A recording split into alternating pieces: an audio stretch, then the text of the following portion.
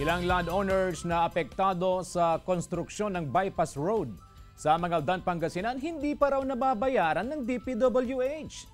May ulat si Russell Simorio. Tuloy-tuloy ang konstruksyon ng bypass road sa Barangay Bantayan, Mangaldan, Pangasinan. Pero ilan sa mga landowner ang umaalma.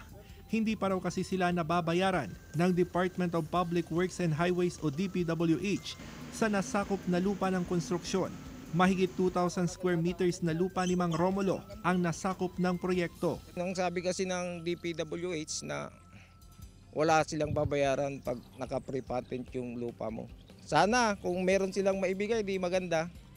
Para ma-develop din namin tong yung natira sa amin. Mahigit 3,000 square meters na lang ang natira sa kanyang lupa na plano niyang i-develop. Nilinaw ng mga landowner na hindi sila tutol sa proyekto basta mabayaran sila ng tama gaya ng naipangako sa kanila.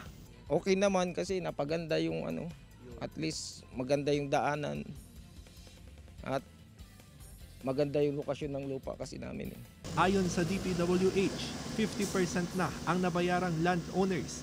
May listahan din umano sila sa mga may-ari ng lupa na apektado ng proyekto. We start na kami mga 50%. The remaining 50%, kung pang nag-submit na sila ng mga requirements, ayun, mababayaran na sila. Hindi naman tayo pwedeng magbayad na kulang requirements. Di kami din ang kawawa. Russell Simorio para sa Mornings with GMA Regional TV.